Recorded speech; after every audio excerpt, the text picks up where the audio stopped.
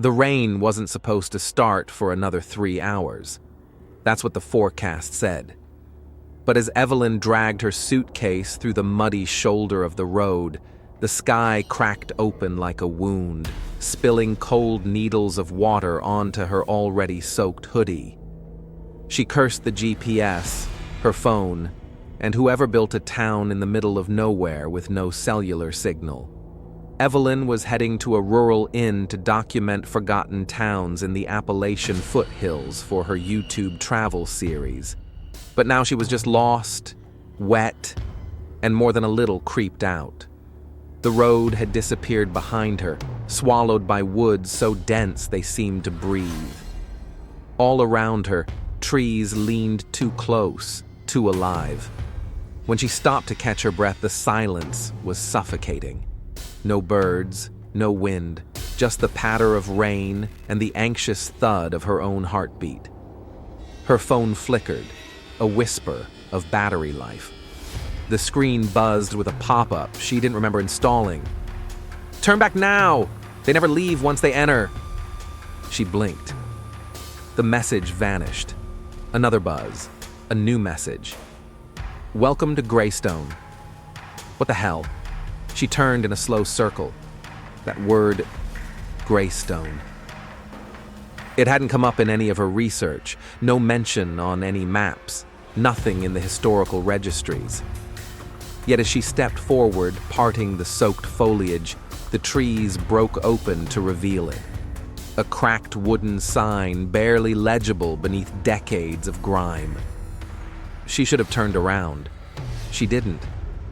The village was strangely intact, like it had been vacuum sealed from time. Cobblestone streets, gas lamps, ivy-wrapped fences, everything looked like it belonged in a Victorian photograph. Except no one was there. No cars, no animals, no people. The inn, the hollow hearth, looked like something out of a Gothic novel, grand, elegant, and terrifying in its emptiness. A wrought iron sign swung over the entrance, creaking even though there was no wind. The front door creaked open as she approached. "Hello?" Evelyn called, stepping inside. The room was dark, lit only by flickering candle sconces. Everything was too pristine, like the place had been cleaned for a guest who never showed. The innkeeper's bell sat on the counter. She pressed it. Ding dong. A long pause. Then footsteps from above. A tall woman descended the staircase, dressed in what looked like 1920s formal wear. Her black hair was tightly wound into a bun, and her expression was too neutral, as if she wore her face like a mask.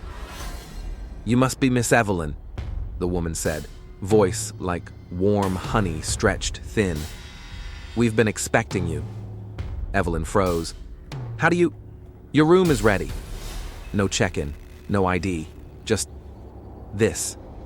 She followed the woman upstairs to a narrow hallway lined with portraits. Their eyes followed her. Literally. She could feel them shift. "Your room," the woman said, unlocking a door at the very end. The number on the door wasn't a number at all, just a symbol, a circle with a triangle inside, and within the triangle, an inverted cross. She laughed nervously. "That's ominous." The woman didn't smile. "This room is only for chosen guests." Before Evelyn could ask what that meant, the door opened. The room was antique perfection. Canopy bed, fireplace, velvet drapes. But the air was too cold. It smelled faintly of salt, mildew, and something sweetly rotting. The door closed behind her. She was alone. She explored the room, trying to shake off the eerie vibe. On the dresser sat a box, hand-carved, oak wood, sealed with a twine knot that looked ritualistic. A note lay next to it. Only open after midnight. She didn't remember seeing it when she walked in. She hadn't heard anyone enter. Had she missed it? The clock struck 12. Rain still lashed the windows, but the air inside had grown heavy, like the room was holding its breath. Evelyn sat cross-legged on the bed, staring at the box. She wasn't someone who scared easily. She'd explored abandoned asylums, ghost towns, crypts. But this box made her skin crawl. Sighing, she pulled the twine loose. The lid creaked open. Inside was a mirror, old, silver-backed, and slightly tarnished, the kind used in seances. As she lifted it, a whisper echoed in her ear. "Look and remember." The room spun, her vision blurred, and then she wasn't in the room anymore.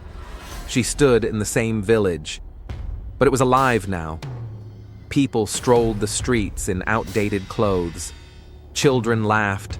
A man at a market stall shouted about fresh bread. It was like she'd been sucked into the past.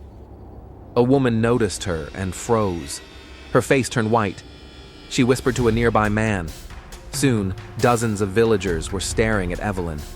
Then they dropped to their knees, in perfect unison, and began chanting, "Return, return, return." She dropped the mirror. Evelyn gasped awake, back in the room. The mirror was gone. The box was gone. The clock still said 12 o'clock. It hadn't moved. She rushed to the hallway. The portraits were now blank. No faces, just canvas and shadows. Downstairs, the inn was empty. Completely empty. She pushed open the front door to run. But the village wasn't there, just black. A void. Like the world had been erased. She screamed. When she awoke again, it was morning. Sunlight poured through the window. Her suitcase was beside the bed. The room was neat. No mirror. No box. She rushed downstairs. The innkeeper was back, calmly setting a breakfast table. "Rough night?" she asked, smiling too wide. "What the hell is this place?" Evelyn demanded. "I want to leave. Now." "Oh, Miss Evelyn," the woman said, tilting her head like a doll. "You already did. Last night. Several times." "What does that mean?" The woman's eyes glinted. "You'll understand soon enough." Evelyn burst outside. The village was there again, normal, alive. People smiled as they passed her, but something was off. Every face she saw looked familiar, like she'd seen them before, in portraits, in dreams, in another life. A child tugged on her sleeve. "Did you find it yet?" he asked. "Find what?" "The object," he whispered. "The one that curses time. If you don't find it by sundown, you'll start over again." "What?" He ran, and just like that, the sun blinked out. Night fell in an instant. The clock struck 12 o'clock, and Evelyn stood again in her room, box on the dresser, twine perfectly tied.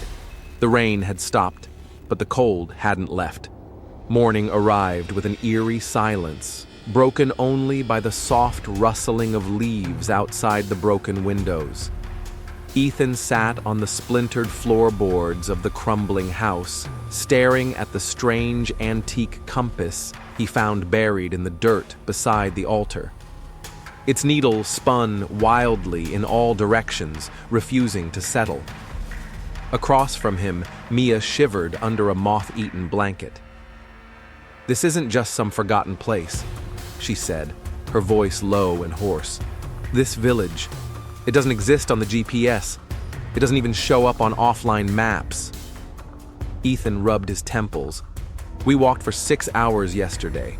We should have hit a main road, but we're still here. Same fog, same damn houses. I swear we passed that well 3 times." The cursed object, the compass, began to glow faintly when they stepped outside. Every time Ethan tried to toss it away, it reappeared in his pocket or on the ground near his feet. Mia had watched it with silent horror. They tried retracing their steps again, but the fog was worse today, thick, soupy, like breathing in wet cotton. The air buzzed with static. Time began to blur. Morning bled into afternoon. Then dusk, with no change in light.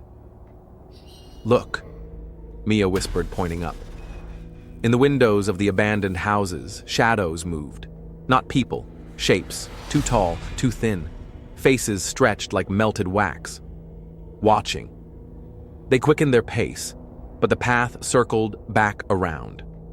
The well stood before them again. The iron bucket creaked on its rope. "This is a loop," Ethan said, realization dawning. "We're in a fucking loop." Mia's hands trembled. "A time loop?" "Number A space loop, like a closed circle. We're not moving forward at all." She pulled out her phone. Still no signal, no battery drain. It had stayed at 58% since yesterday. Something was wrong with time itself. Back inside the altar house, Ethan pried open a locked chest buried beneath loose floorboards. Inside was an old leather-bound journal, its cover etched with symbols identical to those carved into the walls. The name on the first page, Thomas Granger, 1874. As Mia read aloud, the room felt colder. The journal spoke of a ritual gone wrong, performed by a group calling themselves the Veil of Ashes, a satanic cult that once thrived in this village. They believed time could be conquered, death reversed, by binding themselves to the spirit realm through an ancient relic, the same compass Ethan found.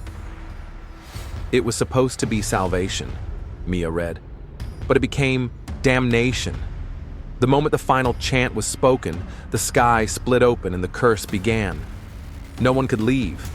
Time fractured. The dead returned. Wrong. As they turned the last page, a drop of blood splashed on the paper. Not from them, from the ceiling above. They looked up. There was nothing there. But then, the sound of crawling, from the walls, inside them. They found an old mirror in the attic. Black-streaked glass, frame carved with demonic faces. The moment Ethan looked into it, he gasped. He saw himself and Mia, but older, hollowed, starving, lost, wandering the same village roads endlessly, screaming at skies that never answered. Then it blinked. The reflection was gone. He stumbled back. I saw a future, our future, if we stay. Mia nodded silently, her eyes glassy. I saw it too. Suddenly, a deep bell rang out across the village, slow, metallic, and impossibly far away. They ran outside. A procession was walking through the fog. Hooded figures, dozens of them, carrying torches, chanting in Latin. At the front was a woman in white, her feet bare and bloodied. Her eyes were sewn shut. One of the hooded figures stopped mid-chant,